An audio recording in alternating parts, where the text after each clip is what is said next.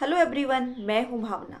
और आज हम बात करने वाले हैं कि एक समझदार पत्नी कैसे बने या अपने पति की लाडली कैसे बने। हम सब हाउसवाइफ होती हैं, सब अच्छे से काम करती हैं, लेकिन पति की लाडली बनना और घर को संभाल कर रखना बहुत टफ होता है। क्योंकि पत्नी जो होती है ना, अपने घर का गूगल होती है। उसे सब कुछ पता होता है कि कौन सी चीज़ कहाँ पर रखी हुई है।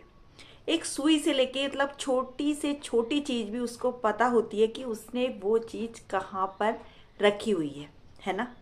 सब पता होता है उसको।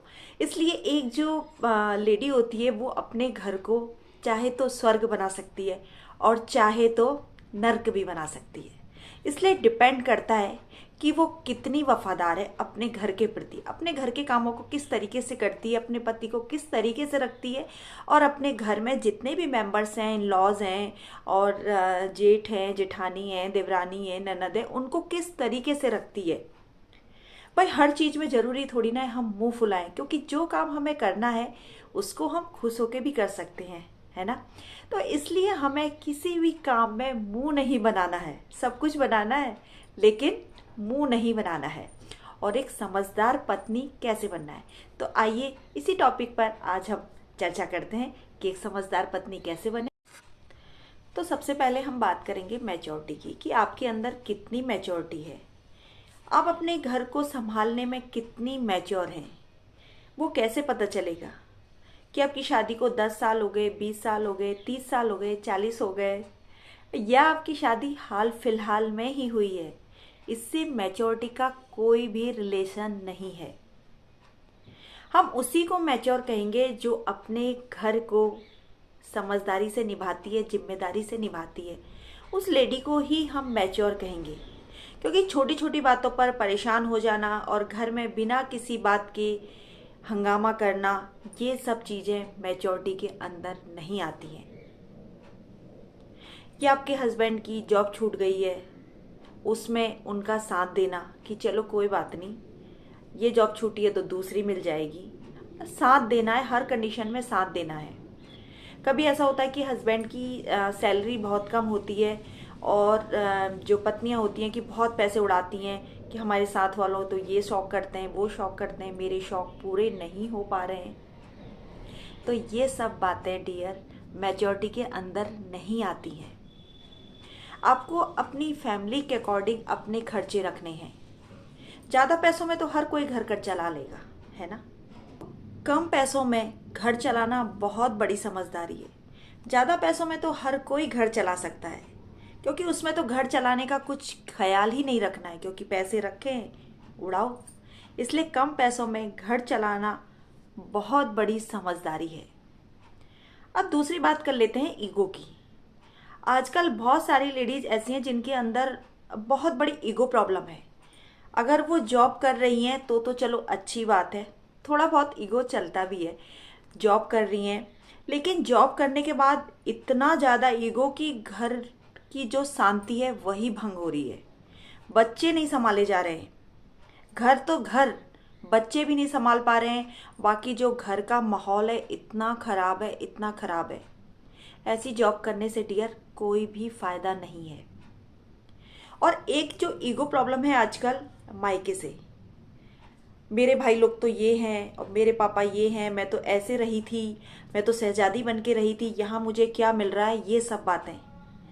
तो अगर आपको अपने घर की शांति चाहिए और समझदार पत्नी अगर बनना चाहती हैं तो ये सब बातें आपको अपने जहन से निकाल देनी पड़ेंगी, ठीक है। और छोटी छोटी बातों पे फ़ोन कॉल करना कि आज ऐसा हो गया, आज ये लड़ाई हो गई, आज वो हो गया, ये सब नहीं करना है आपको।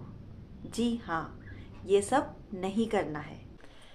अगली हम बात कर लेते हैं विश्वास की, कि रिश्ता कैसा भी हो, पासवर्ड एक ही होना चाहिए, विश्वास का। फैमिली में एक विश्वास की नींव जरूर होनी चाहिए। ईंट से ईंट बनकर दीवार बनती है ना, दीवार बहुत मजबूत होती है।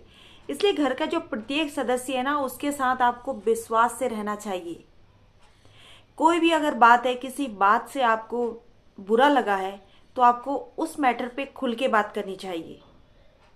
चाहे अपने हस्बैंड से है, चाहे और भी कई फैमिली मेंबर, अब तो देखिए जॉइंट फैमिली रह नहीं गई है, केवल हस्बैंड वाइफ और उनके 2 बच्चे, हमारे 2 ही रह गए हैं।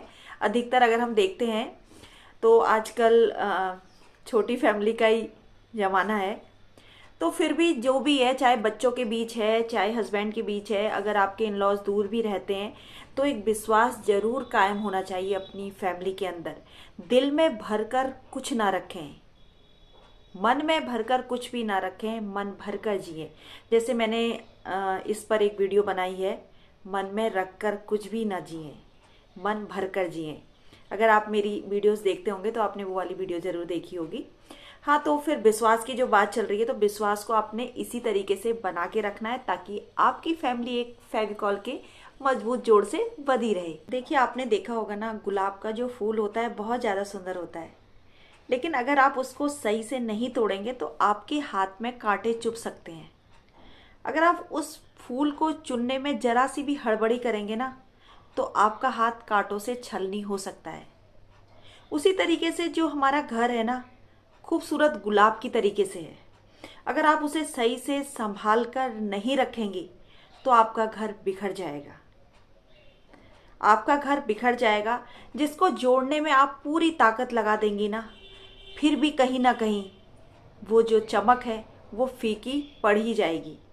इसलिए शुरू से ही अपनी फैमिली को, अपने परिवार को एक माला जैसे पिरोते हैं धागे में, उस तरीके से पिरो के रखें ताकि वो जीवन भर आप उस माला को सहेज सकें, प्यार कर सकें और आपको भी भरपूर प्यार मिले, ऐसी उम्मीद रखिएगा। अपने घर के राज को राज ही रहने दें, राज बना के रखिए। अपने घर की बातें हर किसी के सामने मत कहिए। अपने दिल को हल्का करने के लिए आपका कोई एक बेस्ट फ्रेंड तो होगा ही, जिससे आप अपने दिल की बातें कर सकती हैं। लेकिन वो बंदा कौन है? वो आपका विश्वास पात्र होना चाहिए, जिससे आप ये सब बातें कर सकें। क्योंकि आज का जो दौर है ना, सेल्फीज का दौर है, रिकॉर्डिंग का दौर है। इसलिए अपने घर के जो भी राज हैं उनको राज बना के रखना बहुत ज़रूरी है एक समझदार पत्नी के लिए, ठीक है। और बाकी अपने जो भी फैमिली मेंबर हैं उनके साथ प्यार से रहना है और थोड़ी थोड़ी तारीफ भी ज़रूर करते रहनी है। बहुत सारे लोग जैसे सास का ही किरदार होता है, हाँ वो तो बुरी ही है, तो ऐसा नहीं होना है। अपनी दिल की सुननी है, अपने दिमाग से काम लेना है, सामने वाले की नहीं सुननी है कि जैसे हम बचपन से सुनते आए हैं कि सास तो ऐसी होती है, सास वैसी होती है, सास ऐसी होती है। लेकिन नहीं, बहुत सारी सास जो होती हैं, बहुत सारे इन लॉ जो होते हैं बहुत अच्छे होते हैं। बस अगर ज़रूरत है आपको तो उनको समझने की, इसलिए हर बात में उनको जवाब ना दें, उनकी बातों को समझें। एक मेन बात ये है, अपने हस्बैंड को बिना बताए उनकी पॉकेट से कुछ भी रुपये पैसे नहीं निकालें। यानी कि अपने हस्बैंड की जो पॉकेट है, पॉकेट में पर्स है, उस पर्स से बिना उन्हें बताए कोई भी पैसा नहीं निकालना चाहिए। जी हाँ, हो सकता है उन्होंने पर्स नहीं देखा, वो बाहर गए, उन्होंने कुछ सामान खरीद लिया और उनकी जेब में उतना पैसा नहीं था, तो इससे क्या होगा, उनकी इंसल्ट होगी और उनको आपके ऊपर गुस्सा भी आएगा। इसलिए ये काम आपको कभी भी नहीं करना है। जब भी कोई पैसे निकालने अगर आपको ज़रूरत है तो आप बोल सकते हैं कि मैंने ये चीज़ खरीदना है, यहाँ शॉपिंग करनी है। और अगर आप कहीं भी जाते हैं तो अपने हस्बैंड को बता कर जाएं, बहुत ज़रूरी है। अगर आपके जाने के बाद उनको पता चलेगा कि आप कहाँ गए थे तो उससे हो सकता है कि उनको दुख पहुँचे, है ना। इसलिए अगर आप कहीं भी जाते हैं तो उनको पहले से बताएं कि हमारा प्रोग्राम वहाँ जाने का है, हम जा सकते हैं। और अगर आपसे कोई गलती हो जाती है तो उसके लिए आप सॉरी भी बोल सकते हैं। सॉरी बोलना केवल वाइफ का ही काम नहीं है, अगर हस्बैंड से भी कोई गलती होती है तो उनको भी अपनी वाइफ को सॉरी बोलना चाहिए। सॉरी बोलना केवल लेडीज़ का ही काम नहीं है, लेडीज़ बहुत सारे काम करती है, बहुत सारे सैक्रिफाइसेस करती है, उसको भी थोड़ा सा प्यार चाहिए।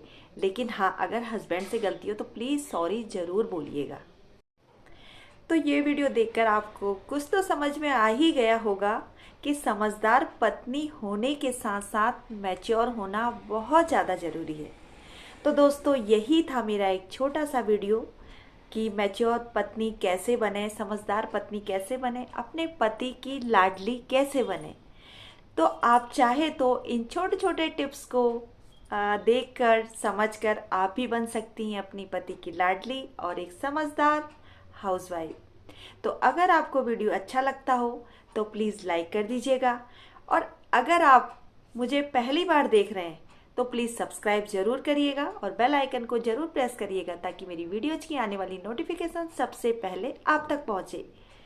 तो फिर आऊँगी आपसे अगली वीडियो में एक नए टॉपिक पे बात करने के लिए। तब तक जय श्री राधे, राधे राधे।